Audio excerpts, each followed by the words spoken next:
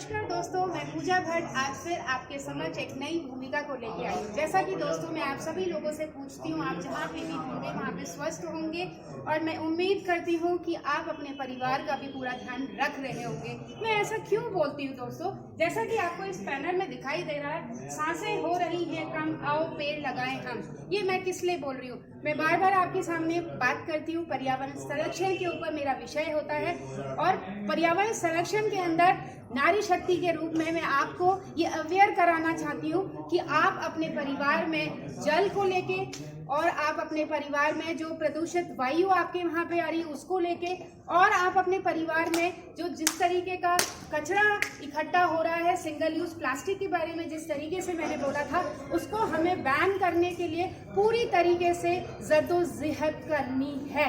जैसे परिवार में एक छोटा बच्चा किसी चीज को पाने के लिए जिद करता है, तो वैसे ही हमने इस धरती को स्वस्थ बनाना है। और वो धरती स्वस्थ कैसे बनेगी, जिसमें कि हम इन विषयों को लेके काम करेंगे। जैसा कि मैंने पहले भी बोला है, 3 P's के ऊपर हमें ध्यान रखना है, जहाँ पे हम पर्सनल वे में, प्रोफेशनल वे में और हम लोग किस तरीके से पब्लिक वे में हम लोग इस तरीके से 3 P's के ऊपर हम काम करेंगे। और दोस्तों, नारी होने के नाते मैं ये आपके सामने इसीलिए बोलना चाह रही हूँ कि परिवार में एक नारी है जो इन सब चीज़ों से बचाव का समाधान रखती है, अपने परिवार को एक छोटे बच्चे की तरह संभालती है और इस धरती को खुशहाल रखने के लिए वो पूरा जीवन लगा देती है। तो दोस्तों आइए इसके ऊपर हम लोग चलते हैं। समाज में ऐसी बहुत सारी नारियां हैं जिन्होंने इसके ऊपर बहुत काम किया है और उनकी इसके विषय में क्या भूमिका है, वो किस तरीके से समाज को, अपने घर को किस तरीके से अवेयर करा रही हैं कि सिंगल यूज प्लास्टिक के ऊपर पूरी तरीके से बैन लगाना है। तो दोस्तों यहाँ पे मेरी एक बड़ी दीदी हैं। दीदी आपका नाम? रुचि दीदी। तो रुचि दीदी आपको बताएंगी कि किस तरीके से हमें अपने समाज को अवेयर कराना है। दीदी आप मेरे दोस्तों को थोड़ा सा बताएं कि कैसे पर्यावरण संरक्षण गतिविधि, जैसा कि आप पढ़ पा रहे हैं हमारे पीछे पोस्टर में, पर्यावरण संरक्षण हम कैसे कर सकते हैं। पर्यावरण या किसी भी जगह अगर किसी भी मुद्दे को हमें समाज में परिवर्तन लाना है तो उसकी शुरुआत एक नारी से बेहतर कहीं नहीं हो सकती। एक नारी चाहे तो कहीं भी परिवर्तन ला सकती है। और पर्यावरण संरक्षण की शुरुआत हमें नारी से इसलिए करनी चाहिए क्योंकि वह हमारे घर से शुरुआत होती है, हमारे किचन वेस्ट से शुरुआत होती है, हमारे पानी से शुरुआत होती है, हमारी एयर से शुरुआत होती है। तो एक नारी जिस तरीके से अपने पूरे परिवार का ध्यान रखती है कि उसके बच्चे को क्या ज़रूरत है, उसके समाज को क्या ज़रूरत है, हर क्षेत्र में हर जगह का ध्यान रखती है नारी। तो एक नारी जिस तरीके से अपने हर जो आसपास चीज़ें हैं, जिसको छोटी सी भी अगर गंदगी दिखती है तो नारी उसको मैनेज करती है। तो पर्यावरण की शुरुआत एक रसोई की बगिया कि हम अपने किचन वेस्ट को अलग करें और उसी को कंपोस्ट बना के उसी में कुछ उगा लें और उसको अपने किचन में यूज़ करें। उसको अपने बच्चे को सिखाएं कि बेटा देखो इस तरीके से हमने उगाया है और वो आप भी करो, तो आपका बच्चा एक नई चीज़ सीखेगा भी और आप तो किचन वेस्ट का यूज भी कर सकते हैं। इसी तरीके से हम एयर प्लांट्स अपने घर में कर सकते हैं। जिस तरीके से अभी एयर इश्यूज चल रहे हैं कि वायु प्रदूषण, तो उसको भी हम रिजॉल्व कर सकते हैं। हम अपने बच्चों को सिखा सकते हैं, किसी के बर्थडे में उसको एक पौधा गिफ्ट करो, इससे बेहतर और कुछ नहीं हो सकता। किसी की एनिवर्सरी है, किसी को हमें कुछ उपहार देना है, तो एक पौधा अपने आप में संपूर्ण उपहार है। बिल्कुल सही बात। देखिए बहुत अच्छी बात है, हमारी दीदी ने किस तरीके से इस विषय के बारे में आपको बहुत सिंपल तरीके से एक लेमन लैंग्वेज में आपको बताया है कि किचन वेस्ट को आपने किस तरीके से यूटिलाइज करना है सो दैट कि वो फर्दर आगे कहीं पे जाए तो वो एक कूड़े का ढेर बन के न रह जाए, उसको हम दोबारा से रीयूज कर सकते हैं। दीदी ने आपको बताया कि जो आपकी चाय पत्ती का जो कूड़ा होता है वो भी आपके लिए, आपके गुलाब के पेड़ के लिए बहुत अच्छी खाद बन सकती है। और आपके घर का जितना किचन वेस्ट है उसको आप एक डब्बे पे डंप करके रखिए, उसका भी एक बहुत अच्छा खाद बनाया जा सकता है जो कि पेड़ पौधों के लिए एक बहुत बढ़िया चीज है। तो मैं समझती हूँ कि एक नारी ही इस चीज को आपने इस चीज के ऊपर विषय पे बता सकती है। एक और दीदी हैं हमारे, वो भी अपने बारे में, वो भी इस संरक्षण के बारे में 2 शब्द आपके सामने कहेंगी। दीदी थोड़ा दोस्तों को बताइए। पर्यावरण संरक्षण गतिविधि के अंदर जब अपन पर्यावरण को लेंगे तो बहुत बड़ी चीज आती है सामने। छोटे छोटे जो घटनाएं हुई वो देखने में तो बड़ी सुन करके और फिर भूल जाते हैं अपन लोग। जैसे बम्बई में पानी भर जाता, तो पानी भरने का एक छोटा सा कारण था कि सलिए लगाए ताकि बड़ी चीज कोई चली न जाए। तो उन सलियों में जब पर्यावरण समिति बनाई गई और खोज की गई वाकई में कि पानी क्यों भराया गया दिल्ली बम्बई में, तो बम्बई में पानी भराने का कारण ये कि पॉलीथीन नाले में फंस गए।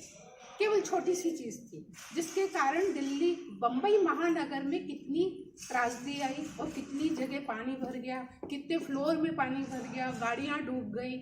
मतलब ये त्रासदी जो आ रही है, एक पॉलीथीन को यदि इकट्ठा कर लिया जाए तो उससे भी रोड बनाए जा रहे, उसको क्रैश करके डामर में मिला करके उज्जैन से इंदौर तक का रोड बनाया गया। ये घटना हमें इसलिए पता कि मैं एमपी की रहने वाली हूँ, इंदौर हमारे बड़े ब्रदर है प्रधानमंत्री सड़क योजना में, तो ये सारी गतिविधियों से हम अवगत हैं। आज इंदौर महानगर स्वच्छता के बारे में पूरे भारत में प्रसिद्ध हो चुका, और वो मात्र सब्जी के मटेरियल से 18 टन खाद तैयार कर रहा हर महीने, और कंपोस्ट खाद जो बिक रही है मैडम वो कम से कम 18-19 रुपए किलो बिक रही है। और आप ये देखो वही ग्रीनरी में काम आ रही जो कि आज किसान भाइयों को मिल नहीं रही है, और जो अपन कूड़े में जा रहे हैं। तो अपन दिल्ली जैसे महानगर में इतने बड़े बड़े अंबार लग रहे कचरे के, इनको यदि मेरी बहनें आगे आ, नारी शक्ति नारी नर से भी भारी, बहुत बड़ी चीज है। नारी घर से ही शुरुआत करेगी तो ये पर्यावरण आज इंदौर की तरह स्वच्छ नोएडा हो जाएगा महानगर। और ये मेरी बहनें आप जैसी सब साथ आएंगी तो बहुत अच्छा लगेगा।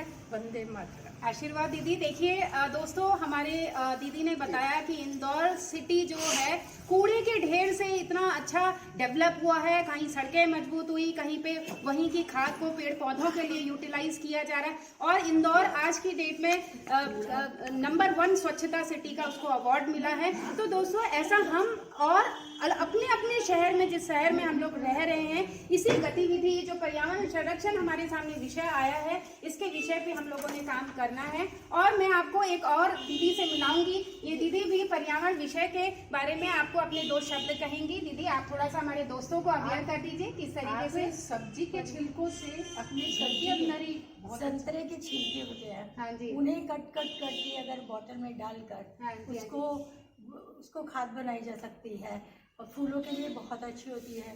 चाय की पत्ती को धोकर और उसको धूप में सुखाया जाए तो उसको फूलों के लिए बहुत अच्छी है वो खाद। इस तरह से आप हर एक चीज़ की, जो चावल का पानी है उसे ना फेंका जाए, उन्हें अगर पौधों में डाला जाए तो वो उनके लिए बहुत अच्छी खाद है।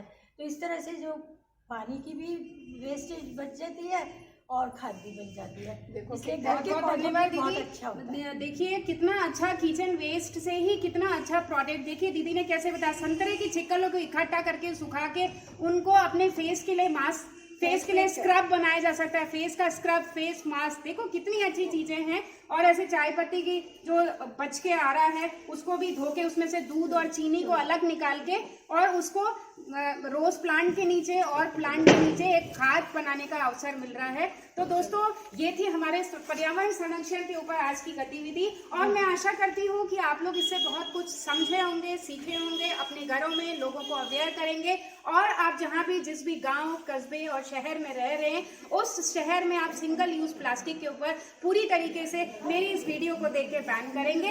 और जैसा कि मैं आप लोगों से कहती हूँ, मेरी इस वीडियो को आप शेयर करिएगा और अपने दोस्तों के साथ आप फॉरवर्ड करिएगा।